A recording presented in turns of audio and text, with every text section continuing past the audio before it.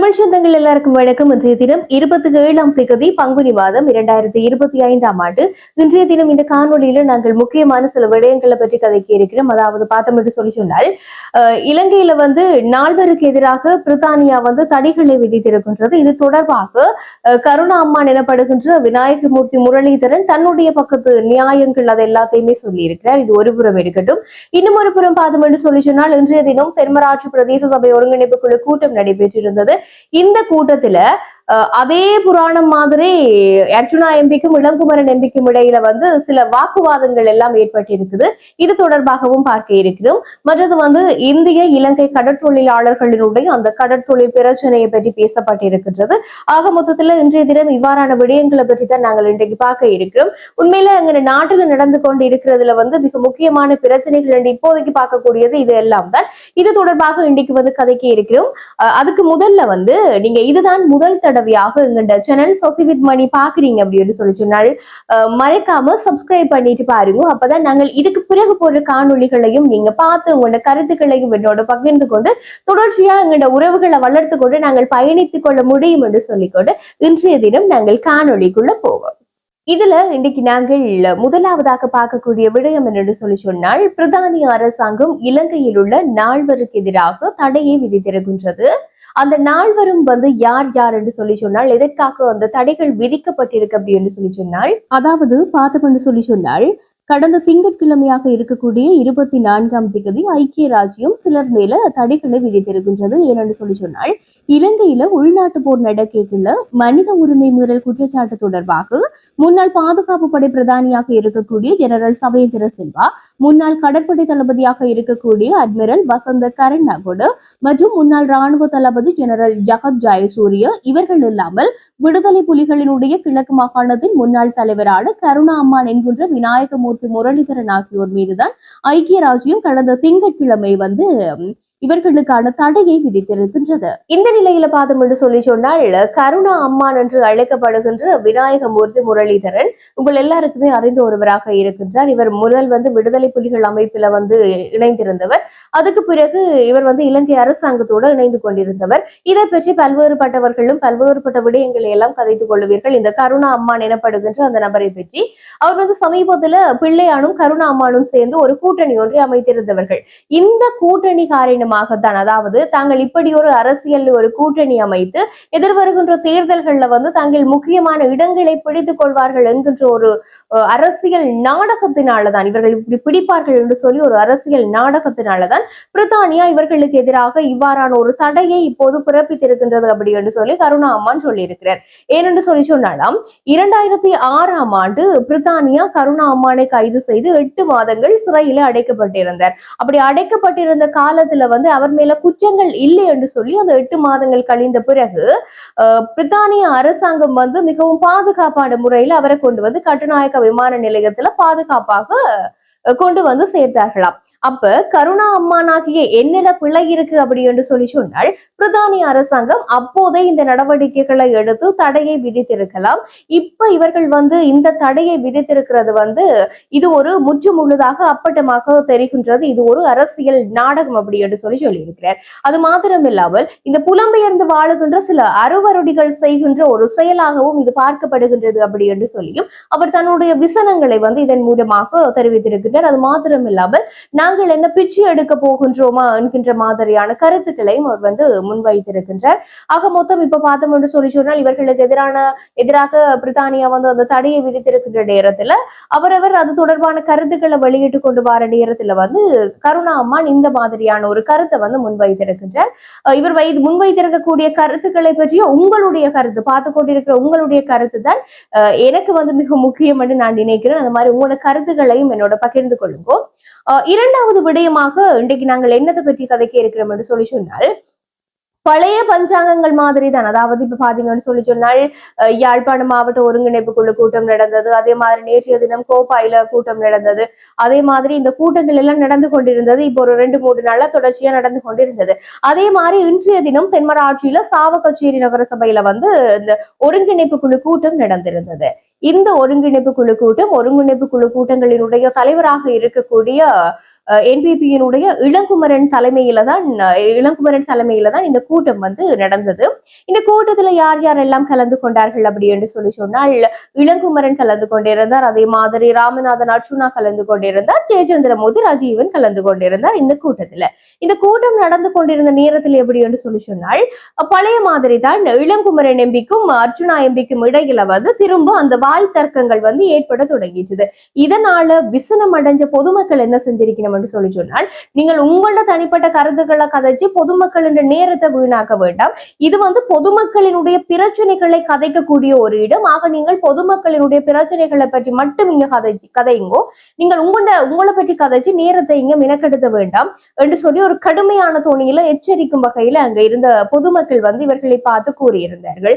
இருந்தாலும் இவர்கள் வந்து அதை விட்டுட்டு இங்க கதைக்கக்கூடிய விடயங்களை வந்து கதைப்பார்கள் என்று எதிர்பார்த்த நேரத்திலையும் அவர்கள் அப்படி இல்லாமல் தங்களுடைய அந்த ஒரு தனிப்பட்ட விரோதங்களை தான் அதுல பேசினதையும் பார்க்கக்கூடிய மாதிரி இருந்தது.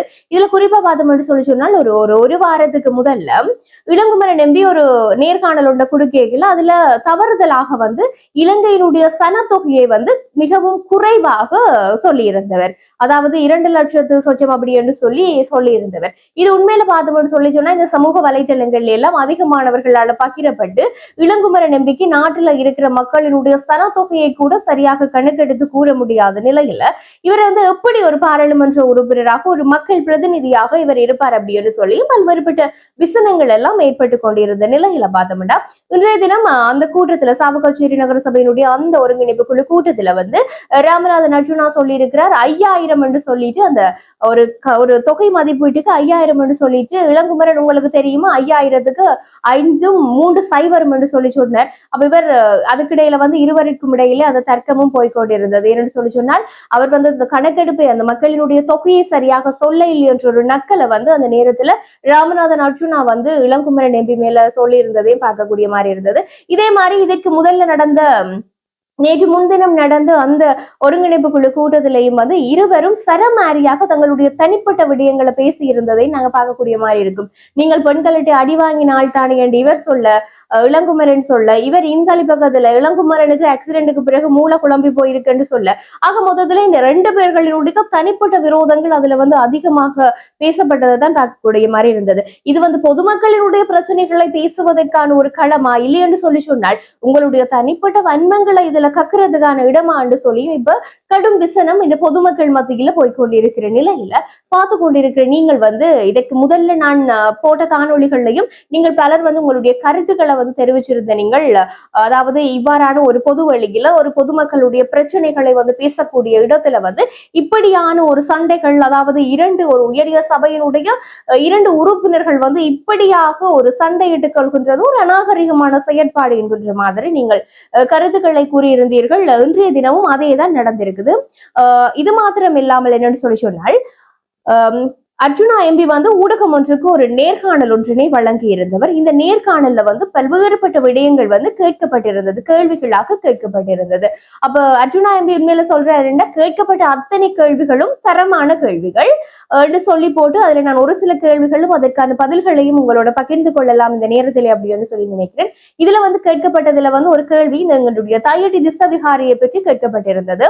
அதாவது இந்த தையடி திசவிகாரை பற்றிய அர்ச்சுனா எம்பியினுடைய எண்ணம் எவ்வாறாக இருக்கின்றது என்பது தொடர்பாக கேட்கின்ற பொழுது தையடி திசவிகாரை தொடர்பாக 2 முடிவுகள் தான் இருக்குது. ஒன்று வந்து என்னென்று சொல்லி சொன்னால் இந்த தையடி திசவிகாரையை இடிக்கிறது. இன்னும் ஒன்று வந்து பாதம் என்று சொல்லி சொன்னால் அந்த மக்களுக்கு மாற்றுக்காணிகளை வழங்குறது. அப்ப இது தையடி திசவிகாரையை இடிக்க வேணும் அப்படி என்று சொல்லி வந்து யாரும் இதுவரைக்கும் நீதிமன்றத்துல வந்து வழக்கு போட இல்லையா. இன்னும் ஒரு பக்கம் பாதம் என்று சொல்லி சொன்னால் இந்த மாற்றுக்காணிகளுக்காகவும் மக்கள் வந்து எந்த ஒரு பதிலும் சொல்ல இல்லை என்ற மாதிரி சொல்லியிருந்தார். ஆனால் இங்கால நாங்கள் இது ஒரு பக்கம் இருக்கு. இங்கால வந்து நாங்கள் இப்ப இந்த தையடி திசவிகாரையினுடைய நிலவரத்தை நாங்கள் எடுத்து பார்க்கக்குள்ள தையடி திசவிகாரைக்கு அந்த திசவிகாரை விகாரை உடைக்கப்பட வேண்டும், மக்களுடைய காணிகள் மக்களுக்கு வழங்கப்பட வேண்டும், எங்களுக்கு மாற்றுக்காணி வேண்டாம் என்றுதான் மக்கள் போராடி கொண்டிருக்கிறோம். ஆக இந்த பதில் வந்து எவ்வளவு தூரத்துக்கு சரியா இருக்கும் என்று எனக்கு சொல்ல தெரியல. அடுத்த விடயம் பார்த்தோம் என்று சொல்லி சொன்னால் நாடாளுமன்றத்துல வந்து ஸ்ரீதரன் எம்பி அர்ஜுனாவுக்காக வந்து அர்ஜுனா ராமநாதன் எம்பிக்காக வந்து மன்னிப்பு கோரியிருந்தார். அவர் கூறியிருந்த விடயங்கள் தவறாக இருந்தால் அதற்காக தான் பகிரங்கமாக மன்னிப்பு கேட்பது முன்வைப்பதாக வந்து அந்த உயரிய சபையில வந்து மன்னிப்பு கோரியிருந்தார். அப்ப இது பற்றி உங்களுடைய கருத்து என்ன என்று சொல்லி கேட்கல. இதற்கு ராமநாதன் அர்ச்சுனா சொல்லி இருக்கக்கூடிய பதிலாக வந்து நான் 77 நாட்கள் நாடாளுமன்றத்துல பேசி இருக்கிறேன். அப்படி நான் பேசிக்கல யாரும் எனக்காக அங்க வந்து சப்போர்ட் பண்ணி கதைக்கல, எனக்காக கதைக்கல. அப்ப இந்த ஒரு தடவை வந்து ஸ்ரீதரன் நம்பி எனக்காக கதைக்கிறார் என்று சொல்லி சொன்னால் இது வருகின்ற உள்ளூராட்சி சபை தேர்தலை முன்னிறுத்தி எனக்காக கதைத்த ஒரு விடயமாகத்தான் நான் பார்க்கின்றேன் என்கின்ற மாதிரி அவர் இந்த விடயத்தை வந்து சொல்லியிருந்தார். அது மாத்திரம் இல்லாமல் தான் சாணக்கிய நம்பிக்கை ஆதரவாக கதைத்திருந்ததாகவும் அர்ஜுனா எம்பி வந்து குறிப்பிட்டு கூறியிருந்தார். இது இல்லாம இன்னும் ஒரு பக்கம் வந்து சில விடயங்கள் சொல்லப்பட்டது. என்னன்னு சொல்லி சொன்னால் நீங்கள் ஆரம்பத்துல வந்து சஜித் பிரேமதாசவுக்கு, அதாவது இந்த ஜனாதிபதி தேர்தல் கால பகுதியில ஆரம்பத்துல சஜித் பிரேமதாசவுக்கு ஆதரவு வழங்குவதாக கூறியிருந்தீர்கள். ஆனா பிறகு உங்களுடைய அந்த தீர்மானம் என்றது வந்து அனுரகுமார திசுநாயக்க பக்கம் திரும்பிடுது. ஆனால் எதனால நீங்க இப்படியான முடிவு எடுத்தீர்கள் அப்படின்னு சொல்லி கேட்கப்பட்டது. அதாவது தமிழ் பொது கட்டமைப்புல இருந்து ஜனாதிபதி தேர்தல்ல வந்து பங்கெடுத்துக் கொள்றதுக்காக, ஜனாதிபதி தேர்தல்ல வேட்பாளராக களமிறங்குறதற்காக வந்து தனக்கு வந்து அழைப்பு விடுக்கப்பட்டிருந்ததா. இதற்காக வந்து பண உதவிகளை செய்வதற்காக வந்து அந்த புலம்பெயர்ந்தவர்கள் வந்து அதற்கான நிதி உதவியை தாங்கள் செய்வதாகவும் கோரிக்கை விடுத்திருந்தார்களாம். ஆனால் ஆரம்பத்துல தான் வந்து இதை மறுத்ததோடு தன்னுடைய வாக்கை வந்து அப்போ தமிழ் மக்களை பிரதிநிதித்துவப்படுத்தி நின்றிருக்கக்கூடிய அரியர் நேத்திரன் அவர்களுக்கு வழங்குவதாகத்தான் இருந்ததாம். அதற்கு பிறகு தன்னுடைய தெரிவு வந்து சஜித் பிரேமதாசவை நோக்கி போனதாம். ஆனால் அவர் தன்னுடைய தெரிவை சஜித் பிரேமதாசவில இருந்து அடுத்ததாக அனுரவுக்கு கொண்டு போறதுக்கான காரணம் என்னன்னு சொல்லி சொன்னால் இந்தியாவில் இருக்கக்கூடிய சில அரசியல் போராளிகள் அவரை தொடர்பு கொண்டு சில விடயங்களை கூறினார்களாம். என்னென்று சொல்லி சொன்னால் சேனாதி ராஜா, தமிழரசு கட்சியினுடைய மறைந்த சேனாதி ராஜா அவர்களுடைய மகனுக்கும் சஜித் பிரேமதாசவுக்கும் இடையில வந்து பட கொடுக்கல் வாங்கல்கள் இருக்கிறதாகவும் அதன் ஆதாரம் வந்து அர்ஜுனா எம்பியிடம் வந்து காண்பிக்கப்பட்டதால அவர் தன்னுடைய அந்த ஒரு ஆதரவை வந்து சஜித் பிரேமதாசவுக்கு வழங்க இல்லை அப்படின்னு சொல்லியிருந்தார். அது மாத்திரம் இல்லாமல் மாவை சேனாதி ராஜா உட்பட ஒரு சில தமிழ் தேசிய கூட்டமைப்பு உறுப்பினர்கள் வந்து தன்னிடம் இருக்கிற ஆக்களை வந்து சஜித் பிரேமதாசவுக்கு ஆதரவாக இணைப்பதற்கு முயற்சி செய்ததாலையும் தான் வந்து சஜித் பிரேமதாசவுக்கு வந்து ஆதரவு வழங்க இல்லை என்று சொல்லி இருக்கின்றார். அதே மாதிரி நாம் தமிழர் கட்சியினுடைய ஒருங்கிணைப்பாளராக இருக்கக்கூடிய சீமானவர்களுக்கும் வந்து புலம்பெயர் தமிழர்கள் அனுப்புகின்ற பணமும் சஜித் பிரேமதாசவுக்கும் அனுப்பப்படுவதாக வந்து தெரிவிக்கப்பட்டிருந்த காரணத்தினாலதான் இவர் வந்து சஜித் பிரேமதாசவுக்கு ஆதரவு அளிக்க இல்லையா. இந்த நேரத்தில் பார்த்தோம்னு சொல்லி சொன்னால் எல்லாருமே மக்கள் எல்லாருமே சேர்ந்து அனுரவுக்காக ஆதரவாக நின்ற நேரத்துல மக்கள் ஒரு மாற்றத்தை விரும்புகின்றார்கள் என்ற காரணத்தினால அனுரவுக்கு தன்னுடைய வாக்குகளை அளித்ததாகவும் வந்து அவர் குறிப்பிட்டிருக்கின்றார். ஒரு கேள்வி எழுப்பப்பட்டது எப்படி என்று சொல்லி சொன்னால் நீங்கள் வந்து உங்களை எதிர்த்து அரசியல் பேசுபவர்களோ இல்லை உங்களை பற்றி பேசுகின்றவர்களை பற்றி அவர்களுடைய கல்வி அறிவை பற்றியும் அவர்களுடைய படிப்பையும் பற்றி இழுத்து கதைப்பது எந்த அளவு தூரம் சரி என்று கேட்க, நான் யாருடைய அரசியலையும் மட்டம் தட்டி பேசவில்லை, நான் என்னுடைய தனிப்பட்ட விடயங்களை பற்றி கதைக்கின்றவர்களுக்கு தான் நான் கதைக்கின்றேன் என்ற மாதிரி ஒரு மழுப்பலான பதில தான் கொடுத்திருந்தவர் அப்படி என்று சொல்லியும் சொல்லலாம். ஆக மொத்தத்தில் அந்த நேர்காணல் இப்படித்தான் போயிருந்தது. இந்த நேரத்துல இன்றைய தினம் இந்த சாவகச்சேரியினுடைய அந்த ஒருங்கிணைப்பு குழு கூட்டத்திலையும் பழைய மாதிரியே இவர்களுக்கு இடையிலான அந்த தனிப்பட்ட குரோத விரோதங்கள் தான் அதில் கதைக்கப்பட்டிருந்ததையும் பார்க்கக்கூடிய மாதிரி இருக்கின்றது. அடுத்த விடயமாக மூன்றாவது விடயம் பார்த்தோம் என்று சொல்லி சொன்னால் இன்றைய தினமும் நெடுந்தீவுல 12 கடற்தொழிலாளர்கள், இந்திய கடற்தொழிலாளர்கள் கைதாகி இருக்கின்றார்கள். உண்மையில பார்த்தோம் என்று சொல்லி சொன்னால் இந்திய கடற்தொழிலாளர்கள் இலங்கை கடற்பரப்புக்குள் அத்துமீறி உள்நுழைந்து மீன்பிடி தொழிலில் ஈடுபடுவதும் இதனை வந்து இலங்கை கடற்படை அவர்களை கைது செய்து சிறையில் அடைப்பதும் வந்து ஒரு வழக்கமா நடந்து கொண்டிருக்கக்கூடிய விடயமாக இருக்கின்றது. இதுல வந்து இந்திய தரப்பு என்ன சொல்லணும் என்று சொல்லி சொன்னால் இந்த கச்சதீவு வந்து இலங்கைக்கு தாரை வார்க்கப்பட்டதால வந்து இந்தியாவுக்கு சொந்தமான அந்த கச்சதீவு பகுதியில வந்து இந்தியர்களை மீன்பிடிக்கக்குள்ள இலங்கையர்களால் இவர்கள் வந்து கைது செய்யப்படுகின்ற ஒரு துர்பாக்கிய நிலை இருக்கு. ஏன்னு சொல்லி சொன்னால் எல்லாருக்குமே தெரியும் கச்சதீவு வந்து இலங்கைக்கு வந்து கொடுக்கப்பட்டது இந்தியாவால. இப்படி இருக்கைக்குள்ள வந்து இந்த கச்சதீவை மீள இந்தியாவை பெற்றுக் கொள்வதற்கான பல்வேறுபட்ட முயற்சிகளை அவர்கள் வந்து எடுத்துக்கொண்டிருக்கின்றார்கள். இந்த நிலையில பார்த்தோம் என்று சொல்லி சொன்னால் இந்த கடற்தொழிலாளர்கள் பிரச்சனை தொடர்ந்து அப்படியே ஒரு சுற்றுவட்டம் போல தொடர்ந்து நீடித்து கொண்டே இருக்குது. இது சம்பந்தமாக வந்து நேற்றைய தினம் பார்த்தோம் என்று சொல்லி சொன்னால் வவனியாவிலையும் இந்திய இலங்கை கடற்தொழிலாளர் பிரதிநிதிகளுக்கு இடையில வந்து அந்த பேச்சுவார்த்தை நடந்திருந்தது.